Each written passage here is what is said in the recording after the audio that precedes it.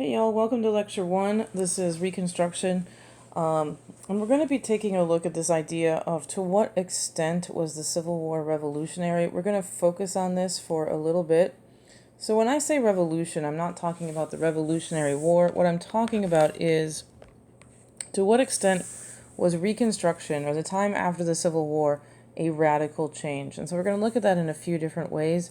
When I say the revolution, when I say revolutionary, you should be thinking like, is it a complete change from when it started to when it ends? So if I was sitting there at the end of Reconstruction, would I look back and I'd say everything is completely different, or would I say things are pretty much the same?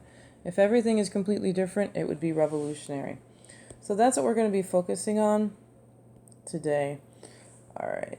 So if we're talking about Reconstruction, the thing we have to talk about first is the Civil War. So when we talk about, what happened before an event, we usually call that context. And so to start for context today, I brought in what is called the Cornerstone speech. This is a pretty famous speech by the Vice President of the Confederacy. So, of course, in the Civil War, you have the South, which is also known as the Confederacy. This is also known as the CSA. So the CSA is the Confederate States,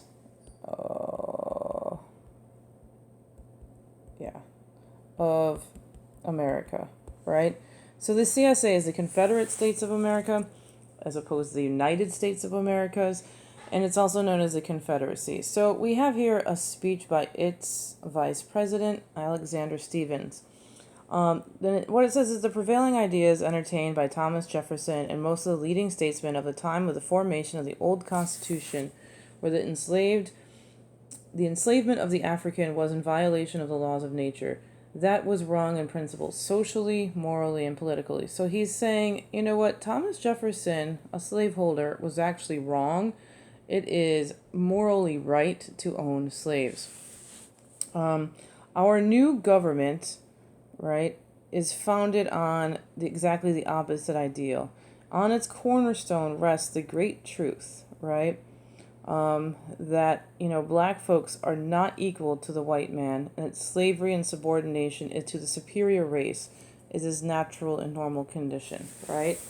So I think the reason why I wanted to start with this is because it sets the groundwork that before the Civil War, of course, we know slavery is the main kind of idea, but the Confederacy is not just fighting for slavery. They're also fighting for what they believe is their fundamental truth, which is also white supremacy, right? So it's more than just slavery. It is this moral truth that white supremacy is the best system. So it's not just that we want slaves, it's that we think this is the best system. So when we take a look at the CSA, these are the states that left, these southern states. And so these are the states that left. It is 11 southern states. The first to go was, of course, South Carolina, followed by the deep states. Louisiana was not that far behind. So these states leave the Union and form the Confederacy. And I think it is important to note that these states, Missouri, Kentucky, West Virginia, Maryland, these are called border states. And border states had slaves, but they did not join the Confederacy. So something that Lincoln always had to try to do was decide how to balance the needs of the border states with the other ones. So I'm not going to go into the Civil War because it's not going to be on the EOC, and we're just going to start with the end of the Civil War, but I did want to try to give you guys that context. And I think this is probably one of the most important things to remember is that Lincoln is a Republican. A lot of people don't know this. There's a lot of what we call political realignment over time. But at the time, right, the reason why the Civil War broke out is essentially because Lincoln was elected. And people left the Union even before he took power. So in the 1864, at the end of the war, Lincoln is going to win re-election. And essentially, Lincoln had been fighting a brutal war for 4 years. He signed the Emancipation Proclamation. He did all of these things. And so when he was reelected, it kind of was what people call a referendum on the war. It means people were willing to keep fighting. The 13th Amendment is passed. It needed to be ratified by the states. 13th Amendment, which frees the slaves. And on 1865, Lee is going to surrender. And essentially, Lincoln knows the end of the Civil War is near.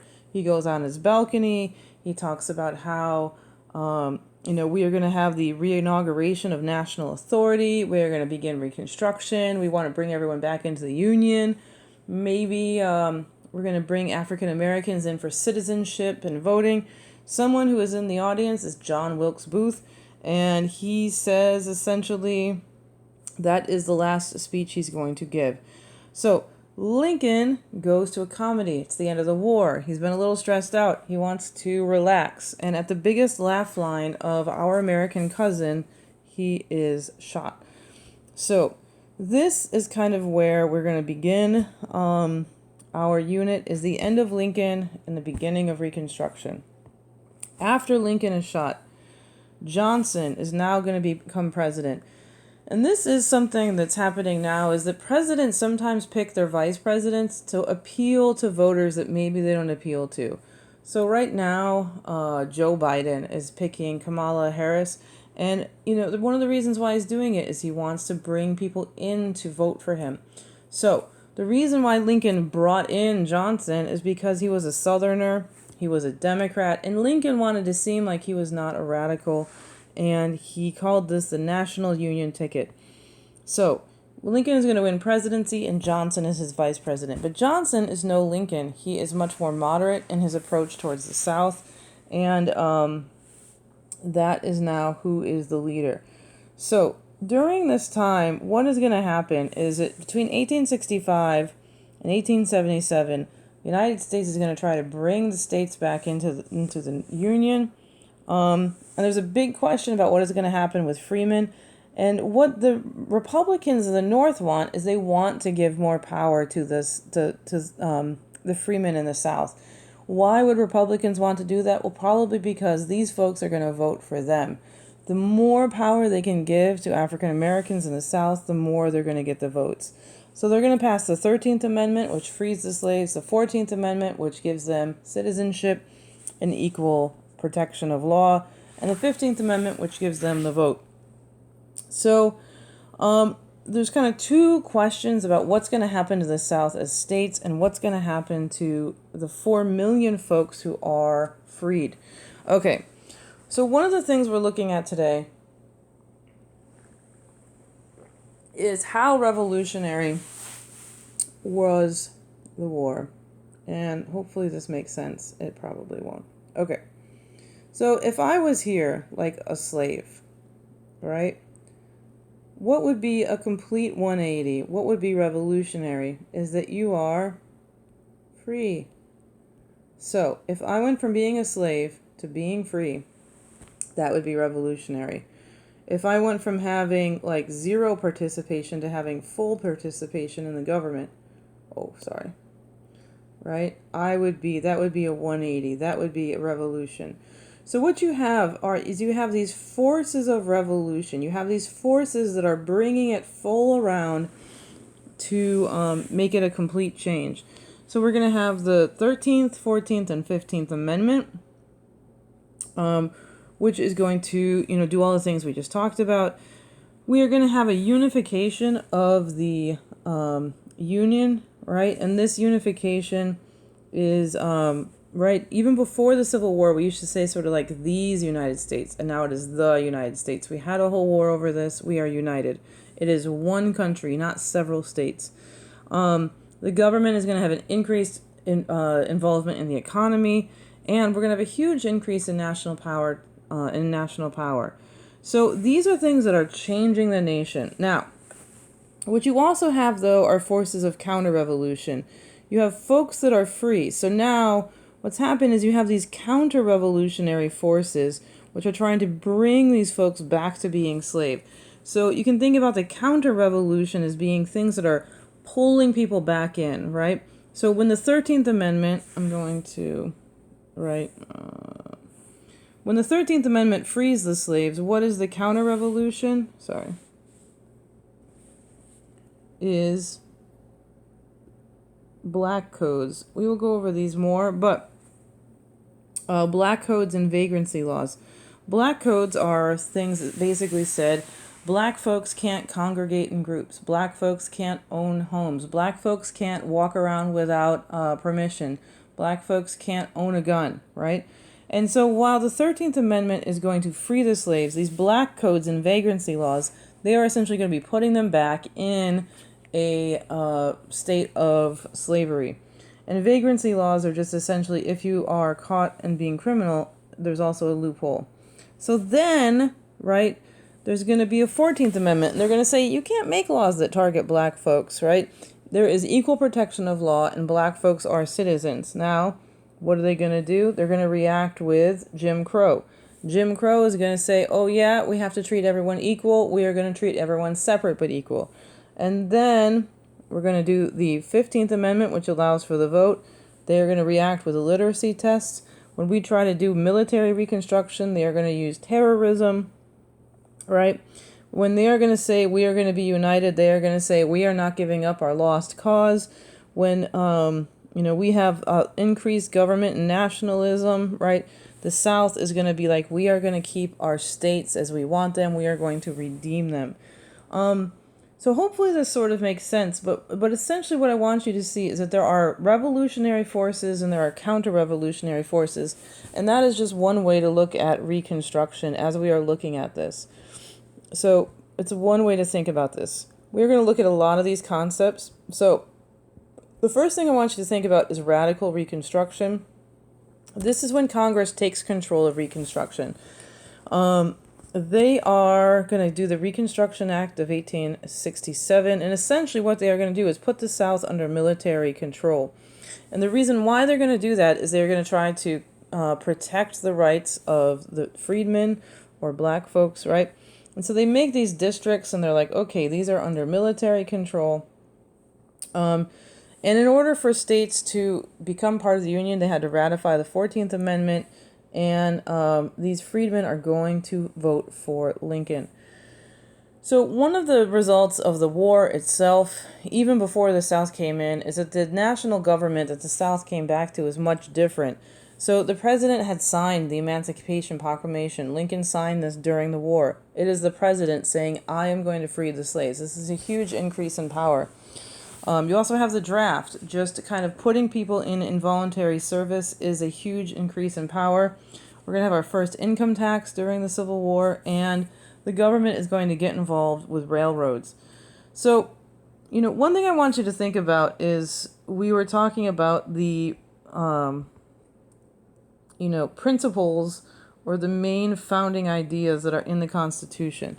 So, if we take a look at the amendments, which we didn't take a whole long look at before, but all of the amendments are like limiting government. When we talk about limited government, it means like government cannot do stuff, that the people like maintain some rights. So if you look at the Bill of Rights, these are meant to limit the power of the government. Congress shall make no law that, respecting the establishment of religion or prohibiting it, shall make no law.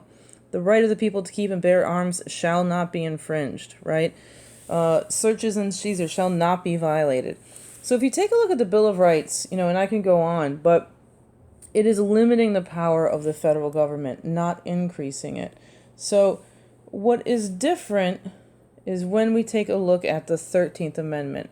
So the 13th Amendment has a couple of very specific things in it I want to go over. One is that neither slavery nor involuntary servitude except as punishment of a crime. If you all have ever watched the movie 13, does a really good job of just really kind of like pinpointing the importance of this loophole. We call these loopholes. Like, oh, I can imprison people. I can basically make people slaves if they're in prison. Well, I got an idea. Let's just convict a lot of folks, right? So this loophole is kind of a big one that has been taken advantage of throughout history. But the other thing I want you to take a look at is there are two sections to the 13th Amendment. And the second part is that Congress shall have the power, right? Whereas all of the other amendments are usually limiting the power or saying what the government cannot do or can do specifically. This is giving government the power to enforce this law. So not only are we freeing slaves, we are giving the national government the power to enforce it. This is increasing the power of the federal government. All right. So I want to kind of go over another couple of things, right? There are kind of three different interests that are at play here. And it's when you start to see it in this manner, it'll make Reconstruction a lot easier. So, number one, Congress wants to be radical. These are radical Republicans. These are people who are from the states. So Congress is like, hey, we want to make the South pay. We want to be radical. This is going to be popular amongst our state. This is going to get us reelected. The president is a Democrat. He wants to be moderate. He is not kind of hip to this whole thing. He's like, hey, let's slow down. We don't need all that. And the southern states essentially wish they never lost the Civil War and want to go back to slavery as much as they can. So these are the three interests that are happening after the Civil War. And I want to take a look at each one of them specifically. So one, when we talked about the separation of powers, you can think about this as one of the ways to analyze Reconstruction. So the radical Congress, the Republican Congress, passes a Civil Rights Act. What is the president going to do? The president is going to... come on. Boop, boop. The president is going to veto, right? So you pass a Civil Rights Act, I'm going to veto it. Okay, well, we're going to override that veto, so we win, right? Check. They want to put the South under military control. Well, the president appoints military leaders, so he is going to appoint moderate leaders. Well, the Congress is going to make it illegal to remove those who have 10 years of office. The president is going to do it anyway, and then the president is going to get impeached. He's not going to be convicted, but he is going to be impeached. So kind of during this entire time, the Congress and the president are going at it. They are trying to check each other, but Congress has much more power because they have a supermajority. I don't want to get into it too much, but they can override the veto, and the president is essentially not able to do anything. So that is that idea of separation of powers. And he is impeached, and he's essentially impeached because Congress made a trap for him. They were like, you can't appoint the people you want. He appoints the people that he wants, and he gets impeached.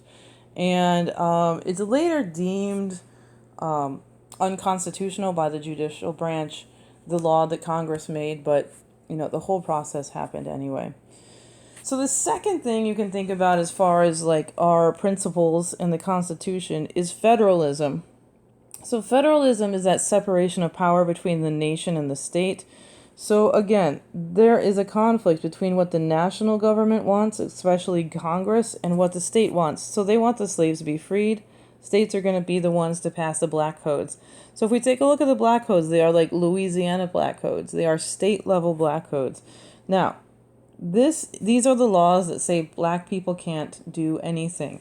So then the national government is going to come back with the 14th Amendment, and the 14th Amendment is going to say, hey, you know what? Black folks are citizens, and you have to have equal protection of laws. You literally cannot make a law that says black people can't. And they were like, okay, we will react with Jim Crow laws, and they are going to be separate but equal. So they're going to find that loophole. And Congress is going to be like, we are going to enforce these laws with the military. We're going to be really stringent with this in the South. And the South is just going to react with the KKK. They're going to use extra legal terrorism to try to get their way. And so the KKK was essentially the terrorist arm of the Democratic Party, right? The national government does voting rights, and then the state is going to say, oh yeah, but we'll do literacy taxes, tests, and poll taxes, and essentially we will get rid of that vote. So these are kind of like reaction and reaction. You have to think about who is doing what and what they want. So these people, if you see this word carpetbaggers and scallywags, it often shows up on the EOC. Carpetbaggers are northerners who came to the South essentially to like these bureaucrats, right? So like the Freedmen's Bureau or teachers, people who are coming down from the north as a part of like Reconstruction. And scallywags are southerners who help the Republicans, basically any Republican who's in the South. And so the KKK is not the only terrorist organization. In Louisiana, you're going to have the White League. You're also going to have the Knights of White Camellia. The KKK is the most famous white supremacist group, but it is by far not the only one that happens during this time. So as, the military is being used to tell the South what to do, the South is going to say, we are not going to do it. They are going to put on masks and they're going to terrorize not just black folks who are maybe trying to vote, who are trying to raise themselves up. They are also going to target any Republican or any person who sympathizes with Republicans. So again, they're going to target carpetbaggers and scallywags. The other thing that is starting to happen is that sharecropping is developing as the way of the economic way. So while we are, kind of moving away from slavery, the actual labor that people are going to be doing is picking cotton. But the way they're doing it is now called sharecropping. This is, many people think not that different, but some people disagree. So sharecroppers are going to essentially have no money once they are, freed, and they sign a contract to work the land for a year. And at the end of the year, they are supposed to exchange a percentage of their crops for rent. But because they don't have any money all year, they go into debt. And so at the end of the year, they have no more money. This is called like a cycle of debt or debt peonage. So essentially, it happens, and I think this is important as well, not just to black folks, but to white folks as well.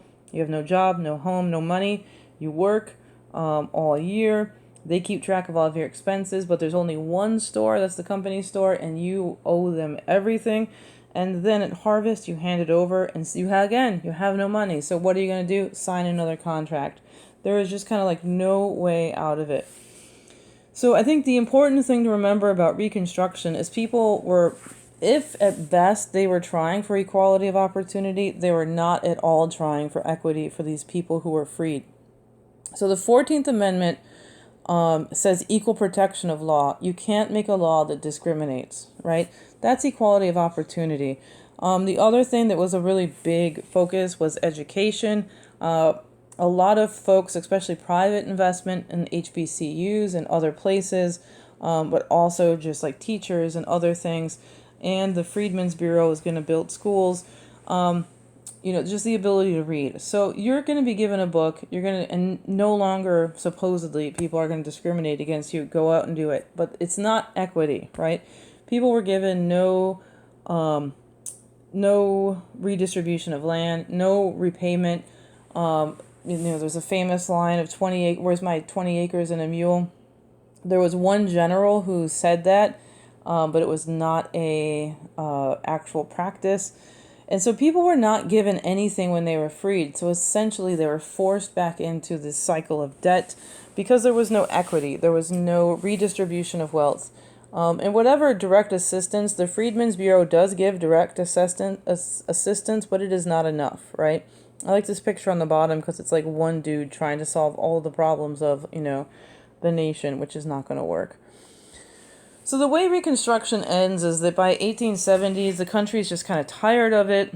White supremacists are going to take over the South, and the main issue is going to be like the economy and Reconstruction should it end. So there was a dispute, and in the Compromise of 1877, Rutherford B. Hayes becomes the president because he promises to end Reconstruction. So when we take a look after Reconstruction ends, after 1877, Democrats are going to take control of the South. Jim Crow is going to be the law of the land. This is that separate but equal or segregation in the South. And we are going to have vast disenfranchisement through poll taxes and literacy tests. And then you're also going to have the lost cause. You're going to have open celebration of Confederate heroes. Now, when the military was there, we have the KKK, we have masks, we have these kind of hidden identities. But after 1877, we are having monuments up. People are dusting off their Confederate uniforms. So, do we really have a unified country if we have Juneteenth? African Americans, especially in Texas, are going to be celebrating emancipation. At the same time, people are going to be celebrating the birthday of Jefferson. in June. And you're going to have Decoration Day in the North. This is not a day that, like, there isn't any, like, a celebration of, like, unity or anything else. We are not a united nation. The other thing is the terrorism does not end. If you take a look at this picture, right, it looks like they're celebrating, they're all happy. What are they at, right? And I do want to give you guys a warning. This is like racial violence in a gruesome photo, right? So just kind of like look away if you want. But yeah, this is a lynching, right? And I don't like to focus on the bodies that are hanging behind them, but just look at the faces of these white folks, right? I also want to say that this is in Marion, Indiana in 1930. I think if there is one thing that starts to unify the North and South, it is that they both agree on white supremacy over time. So lynching, right, extra-legal violence is going to continue even though the KKK is no longer around as much up until like the 1920s. But between 1882 and 1968, there's over 4,000 folks who are lynched, and it is a major issue. So the impact of segregation, Plessy v. Ferguson, is going to be separate but equal. We are going to take a look at that more closely in the next lecture. Separate facilities. The South is going to be Democrat essentially until the 1960s. Most African Americans cannot vote until the 1960s in the South. And you have essentially legalized segregation and discrimination in the South for 100 years. All right, that is it for the entrance ticket. We have some multiple choice. I hope you have a good day.